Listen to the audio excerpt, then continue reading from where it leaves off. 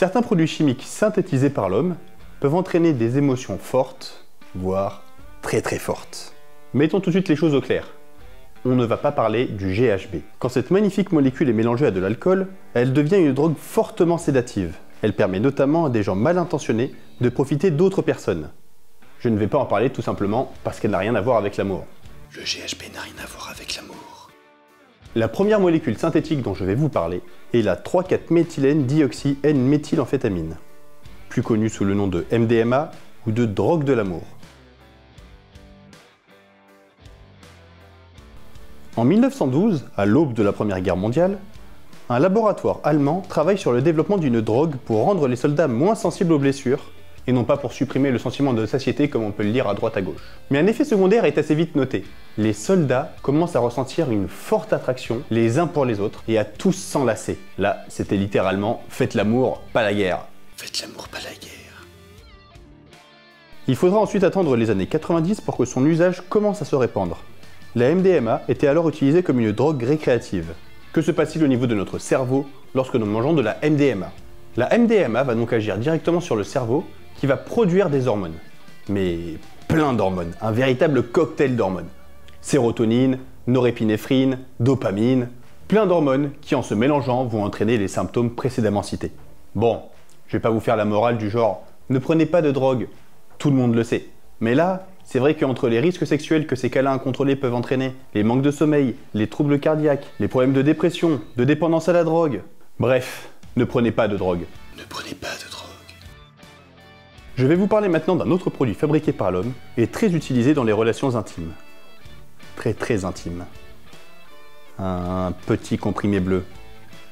Ouais, on va parler du Viagra. Bon, tout le monde a déjà entendu parler du Viagra. Il n'y a qu'à voir le nombre de spams qu'on reçoit tous les jours sur notre boîte mail. Non? Il n'y a que moi? Bon, passons. Le Viagra, pour les quelques rares qui ne connaissent pas, c'est une petite pilule bleue ingérée par les hommes et qui leur provoque une érection soudaine et incontrôlée. Le nom scientifique du Viagra, c'est le citrate de sildenafil, ou citrate de 1,4-étoxy 3,6,7-dihydro-1-méthylcétoxo-3-propyl 1-H-pyrazolo 4,3-D pyrimidine 5-il-phénylsulfonyle 4-méthylpipérazine. Ah, la nomenclature. Tout avait commencé de manière assez absurde pour cette molécule. Dans les années 80, un biochimiste du nom de Robert Furchgott étudie les vaisseaux sanguins. Il découvre qu'un gaz naturellement produit par le corps, l'oxyde nitrique, relâche les vaisseaux sanguins, permettant d'augmenter l'afflux. En 1996, un gros laboratoire pharmaceutique américain cherchait à développer un médicament capable de lutter contre les angines de poitrine et donc d'augmenter l'afflux sanguin autour du cœur. C'est ainsi que naquit le citrate de sildenafil. Mais ce dernier n'eut pas les effets escomptés. Ce n'était pas tant au niveau du cœur que l'afflux sanguin était augmenté. Le citrate de sildenafil entraînait des érections. Le laboratoire réorienta donc ses recherches vers l'impuissance masculine et début avril 1998, le premier comprimé de Viagra était vendu dans les pharmacies américaines. Sacrée histoire, hein? J'ai une deuxième anecdote à vous raconter. Pour cette anecdote, il va falloir que nous voyagions à nouveau vers l'Amérique, mais cette fois-ci l'Amérique du Sud, et plus particulièrement l'Argentine. Nous sommes en 2007 devant la Quilmes National University, l'université de Quilmes, une ville au sud de Buenos Aires. Une équipe de recherche faisait régulièrement voyager des hamsters pour étudier leur comportement dans différents environnements. Mais un gros problème subsistait, quand les hamsters faisaient un long voyage, ils avaient beaucoup de mal à se remettre du décalage horaire, ce qui fait qu'ils étaient tout le temps fatigués. Je vous le donne en mille et mille, après avoir pris du Viagra, les hamsters subissaient 2 fois moins le décalage horaire qu'avant. C'est fou.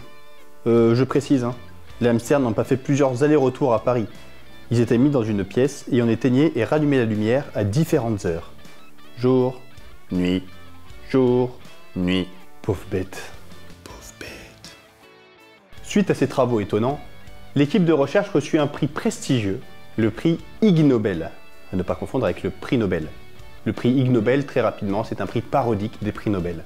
Ils reçurent donc le prix Ig Nobel de l'aviation en 2007. Bon c'était tout pour cette vidéo, j'espère qu'elle vous aura plu. Si c'est le cas, n'hésitez pas à mettre un pouce bleu et à vous abonner à la chaîne. Abonnez-vous et mettez un pouce bleu. Et si vous avez une question ou la moindre remarque, n'hésitez pas à vous manifester dans les commentaires. Ça sera la plus belle preuve d'amour que vous pourrez faire.